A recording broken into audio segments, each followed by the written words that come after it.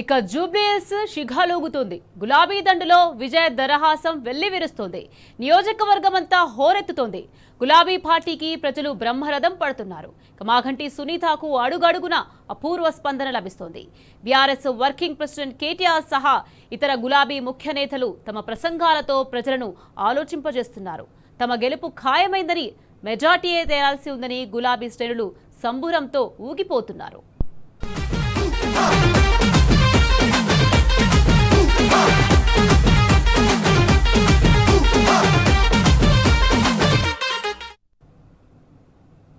ఇక జూబ్లీహిల్స్ ఉప ఎన్నిక ప్రచార పర్వంలో బీఆర్ఎస్ పార్టీ బిజీగా ఉంది. బీఆర్ఎస్ నేతలు క్షణం తీరిక లేకుండా ఉన్నారు.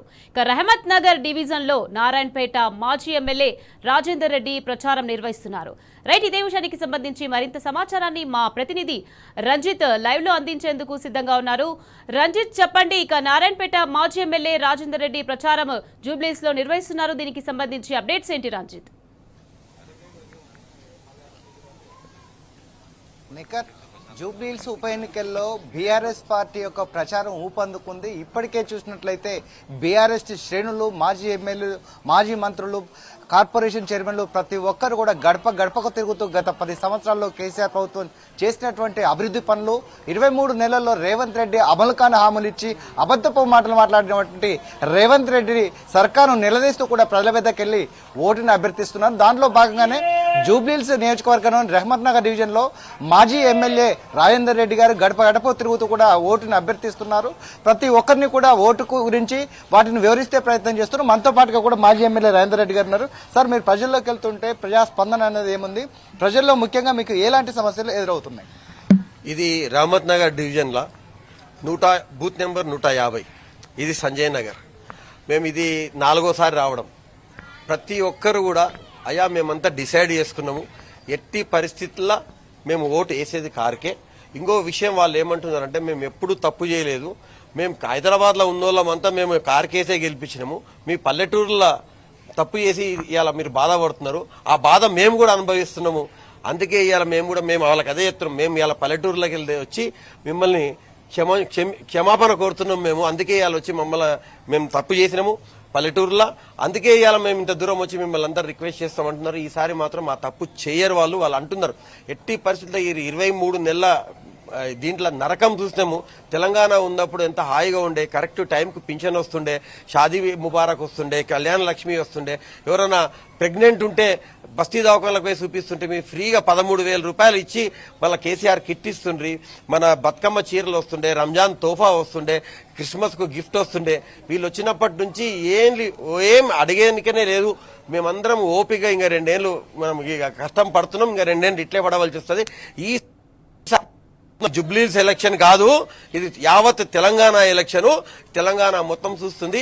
మేము ఈయన మళ్ళీ ఏమైనా తప్పు చేసి మళ్ళా రేవంత్ రెడ్డిని గెలిపిస్తే నేను ఆడింది ఆట, నేను ఏం చేసినా కూడా నడుస్తాను అనుకుంటారు. ఎట్టి పరిస్థితుల్లో ఆయనకి ఈ ఎలక్షన్ ద్వారా మా ఓటు ద్వారా బుద్ధి చెప్తాం, మంచి భారీ మెజార్టీతోన కారును గెలిపిస్తామని చెప్తున్నారు. ఎక్కడ పోయినా కూడా, ఏ ఇంటికి పోయినా కూడా కులము లేదు, మతము లేదు, జాతి లేదు, మైనార్టీ అని కాదు, నాన్ మైనార్టీ అని కాదు, ప్రతి ఒక్కరు కూడా ఎందుకంటే ఈ రహమత్ నగర్ అందరు చేసుకుంటున్నారు, కష్టపడి పనిచేస్తున్నారు. వాళ్ళు ఏమంటున్నారు అంటే, నేను ఒక ఇంటికి పోతే చెప్తుంది, సార్ 4 నెలలైంది సార్ మాకు పని దొరికి, పని అనేది లేదు, రియల్ ఎస్టేట్ పడిపోయింది, ప్లంబర్లకు పని లేదు, ఎలక్ట్రీషియన్లకు పని లేదు, చూడబుద్ధి కావు. ఇప్పుడు మళ్ళా బెదిరిస్తున్నారు.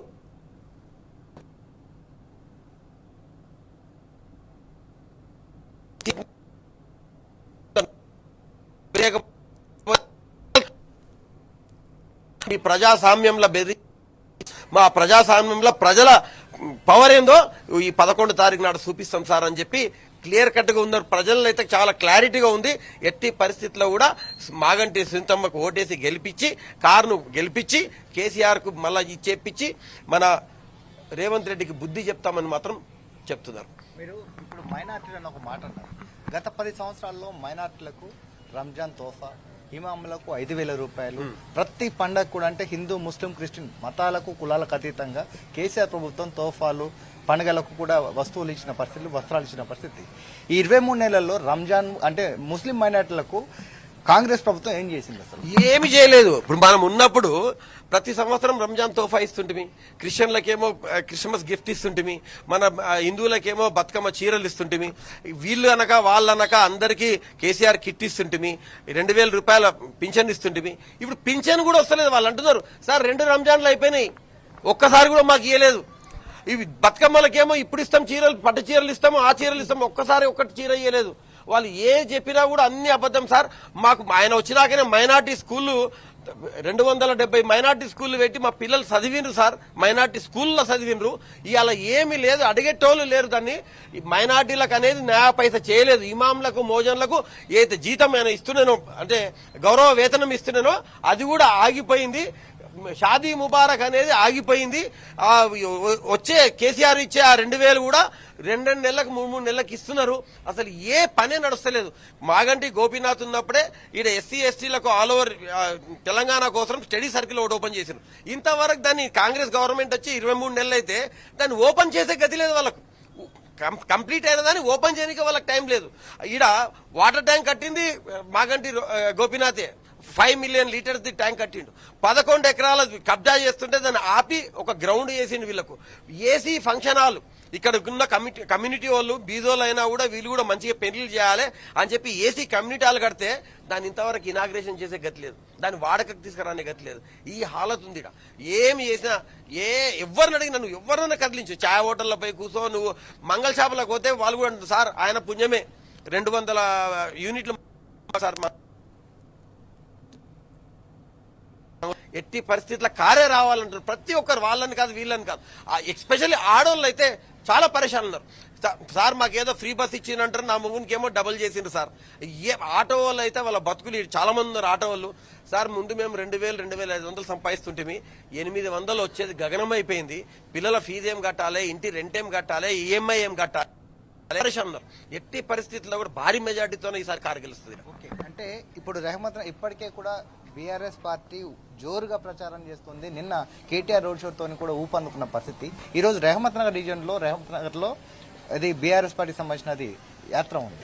సో దీనిని రోడ్ షోలో అంటే మీరు ఎలాంటి ఏర్పాట్లు చేశారు, ప్రజలు ఇక్కడికి రావడానికి ఎలా ఉన్నారు? సార్ స్వచ్ఛందంగా ప్రజలు వస్తారు. ఇవాళ సాయంకాలం చూడండి, ఒక ఊపు కాదు, ఎట్లా వెల్కమ్ చేస్తారంటే ఒక భారీగా ఒక 15,000 మందితో మొత్తం రెహమత్ నగర్ మొత్తం జామ్ అవుతుంది. అంతమంది వాలంటీర్ ఇవ్వాలని అడుగుతున్నారు. మేము పోతుంటే సార్ ఎన్ని గంటలకు రావాలి, ఎన్ని గంటలకు స్టార్ట్ అవుతుంది, ఎన్ని గంటలకు ఎండ్ అవుతుంది, మేము 5 గంటలకే వస్తాం, 5 గంటలకు వచ్చి నిలబడతాం సార్ 10 గంటల వరకు, మేము ఆయనకు సపోర్ట్ చేయాలి, మా పవర్ ఏందో వాళ్ళకి చూపించాలి. ఇలా భారీ ఎత్తున ఈ ప్రచారం దానికి ఈ రోడ్ షోకు అందరు సపోర్ట్ చేయడానికే ఒక 15,000 మంది ఇలా మొత్తం రెహమత్ నగర్ జామ్ చేస్తారని కూడా నేను చెప్తున్నా. Thank you. మనతో పాటుగా కూడా మనతో పాటు ముస్లిం వాళ్ళకు సంబంధించిన వాళ్ళు కూడా ఉన్నారు. చెప్పండి, ముస్లిం మైనార్టీలలో ప్రజలలో అంటే గత 10 సంవత్సరాల్లో యొక్క ఎలా ఉంది, ఈ 2 సంవత్సరాలలో ఎలా ఉంది? గత టీఆర్ఎస్ గవర్నమెంట్ ఉన్నప్పుడు ముస్లింలకు ప్రత్యేకంగా ఆడపిల్లలు గ్రామాలలో 10వ తరగతి కొన్ని వాళ్ళ ఇళ్లలోనే ఉండేది. కానీ ఎప్పుడైతే ప్రభుత్వం వచ్చేసిందో మైనార్టీ స్కూళ్ళు తెడిచిందో ఆ రోజు డిగ్రీ చదువుతున్నారు, పీజీ చదువుతున్నారు, డాక్టర్లు చదువుతున్నారు. ఇంకోటి ఏంటంటే వాళ్ళకు ఆడపిల్లలకు తల్లిదండ్రుల యొక్క రక్షణ లేకుండా వాళ్ళు మైనార్టీ స్కూళ్ళల్లో అన్ని సౌకర్యాలతోటి వాళ్ళు మంచిగా చదువుకుంటారు. ఎలాంటి ఆడపిల్లలతో ఎలాంటి తల్లిదండ్రులకు భయం లేదు. మళ్ళీ ఇంకోటి ఏంటంటే వాళ్ళు ఇంకోటి ఏంటంటే ఇప్పుడు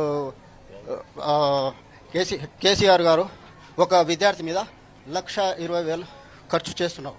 కాబట్టి ఆ 10 సంవత్సరాల్లో ఆడపిల్లలు కానీ ఈరోజు ముస్లిం మైనార్టీలలో ఎడ్యుకేషన్ విద్య చాలా వరకు అభివృద్ధి చెందింది. కానీ ఈరోజు అటువంటి పరిస్థితి ఏం లేదు. మళ్ళీ పిల్లలు వాళ్ళు కాలేజీల్లో స్కూళ్ళలో చదవాలంటే తల్లిదండ్రులు ఎక్కడ చదవని లోకల్నే చదువుతా అనే ఉద్దేశంతో వాళ్ళు తల్లిదండ్రులకు వాళ్ళు మొరబెట్టుకున్నారు. కాబట్టి విద్యార్థులకు కానీ స్కూల్లో కానీ మైనార్టీ పిల్లలకు కానీ ఎలాంటి రక్షణ లేకుండా ఉన్నది ఈరోజు.